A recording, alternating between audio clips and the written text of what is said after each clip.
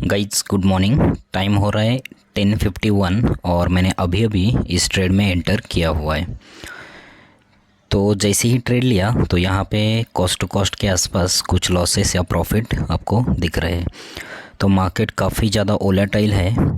ये जो प्रीमियम है 195 का, ये मैं आधे घंटे पहले भी मैं इसको सेल करना चाहता था, लेकिन उस वक्त नहीं कर पाया क्योंकि वो डायरेक्टली 150 पे आया था। तो इसी चक्कर में ये मेरे से उस टाइम ट्रेड छूट गया और अभी मैं इसमें एंटर किया हूँ। लेकिन मुझे अभी भी लग रहा है कि ये मार्केट यहाँ से पलट सकता है। तो ये ट्रेंड के अगेंस्ट लिया गया ये ट्रेड है, तो वेट करेंगे और यहाँ पर एसएल भी प्लेस करेंगे क्योंकि एसएल हम लोग आज बड़ा नहीं देने वाले, क्योंकि ऑलरेडी मैंने यहाँ पर क्वांटिटी थोड़ी ज़्यादा रखी है। तो एक काम करते हैं, पहले एसएल लगा लेते हैं। तो ज़्यादा एसएल लगाने का मेरा ये नहीं है।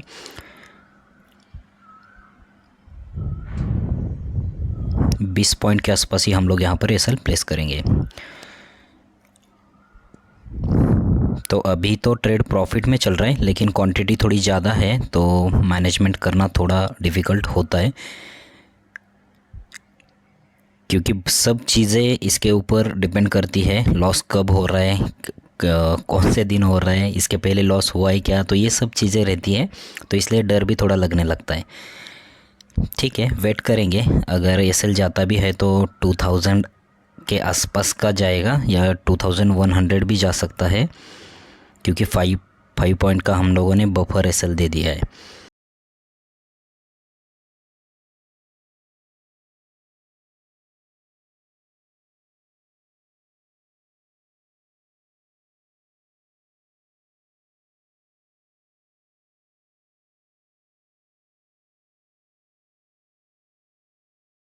दोस्तों टाइम हो रहा है 10:55 और मार्केट ने यहाँ पर क्विक हमारे साइड ही थोड़ा सा मोमेंटम किया है।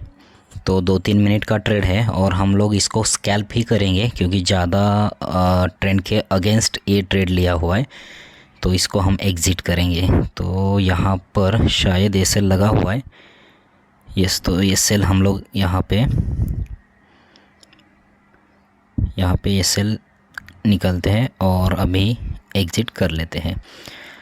तो 4146 रुपीज़ का यहाँ पे प्रॉफिट हुआ है।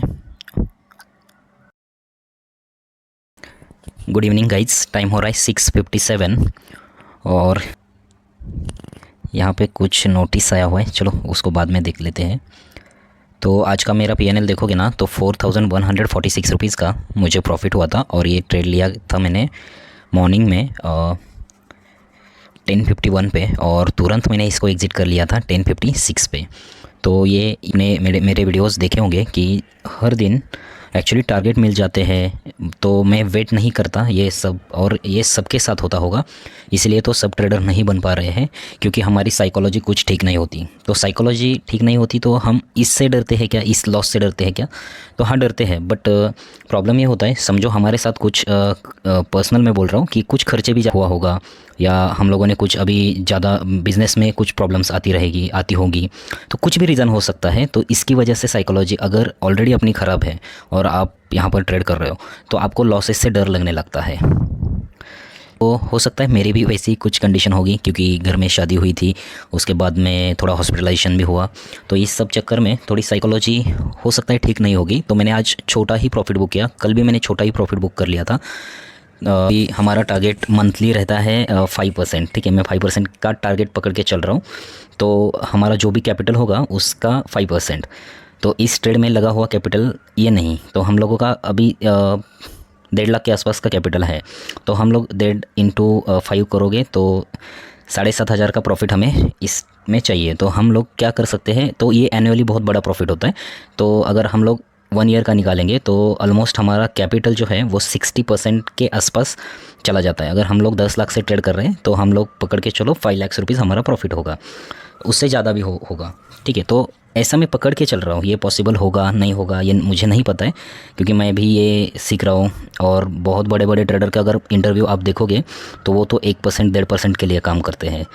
तो इसलिए लगता है कभी कभी वो सही कर रहे हैं कि वो ज़्यादा टारगेट्स बड़े नहीं पकड़ रहे, क्योंकि यहाँ पे लगता है सबको इजी मनी मिलेगा, लेकिन ये इजी मनी है नहीं, क्योंकि यहाँ पे बहुत सारे एफर्ट्स डालने पड़ते हैं, साइकोलॉजी 10 बार ऊपर नीचे होती है, तो ये सब चीज़ें होती रहती है ट्रेडिंग के साथ। तो ये मैं क्यों बोल रहा हूँ, क्योंकि मैं सुबह जब ट्रेडिंग कर रहा था ना, तो मुझे आज का एसएल समझो मेरा 30 पॉइंट्स का आ रहा है, तो मैंने 20 पॉइंट्स का ही दे दिया था। तो मेरा एसएल एक्चुअली उस ट्रेड में 50 पॉइंट्स के करीब था, लेकिन मुझे श्योरिटी नहीं थी कि ये ट्रेड चलेगा। मुझे लगा कि ये एसएल खा लेगा, तो इसलिए मैंने 20 पॉइंट्स का ही एसएल लगा दिया था। 2200-2500 चला गया तो मुझे कुछ प्रॉब्लम नहीं है, ऐसा सोच के मैंने वो ट्रेड लिया था। लेकिन ट्रेड हमारे फेवर में चला और प्रॉफिट मिल गया। तो इससे बड़ा प्रॉफिट ले सकते थे क्या? तो डेफिनेटली ले सकते थे, क्योंकि वो 200 के करीब मैंने लिया था, 195 के आसपास। तो ये मैं इसको 230 से देख रहा था, लेकिन वो अगर एक बार देखा तो फिर से वो 230 पे मिलेगा, इसकी कोई गारंटी होती नहीं है। तो मैंने जैसे ही 200 पे मुझे मिला, लेकिन वो 2 बार उससे पहले भी मेरे से ट्रेड लूँ या ना लूँ ऐसे सोच में वो रह गया था। तो थर्ड टाइम मैंने लिया, तो क्योंकि ये ट्रेंड के अगेंस्ट था। आप अगर देखोगे तो कल से मार्केट बहुत ज़्यादा डाउन जा रहा है। यस, तो आप यहाँ पर देख सकते हो, मार्केट 2-3 दिन से सेलिंग प्रेशर में मार्केट नीचे आ रहा है। लेकिन आज अगर यहाँ पर ट्रेड बनाना था, शायद इस कैंडल के आसपास मैंने ट्रेड बना लिया था, तो ये ग्रीन कैंडल जब बन रहा था उसी वक्त मैंने ट्रेड में एंटर किया था, और तुरंत मैंने 3-4 मिनट में ही ट्रेड में एग्ज़िट हो गया। उसके बाद में वो 200 का प्रीमियम ज़ीरो हो चुका है अभी।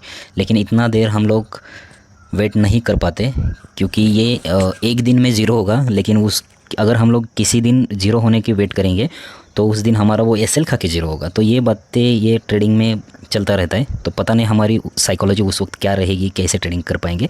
लेकिन चलो, जो भी हो, अभी कर रहे। तो आज के अगर ब्रोकरेज चार्जेस देखोगे तो यहाँ पर 131.65 रुपीज़ का ब्रोकरेज चार्जेस देने पड़ेंगे, क्योंकि आज हेज किया था। ज़्यादातर मेरे ट्रेड सिंगल ही होते हैं, कभी तो मैं 2 ट्रेड लेता हूँ। तो चलो गाइस, मिलते हैं एक नई वीडियो में, तब तक के लिए बाय बाय, थैंक यू।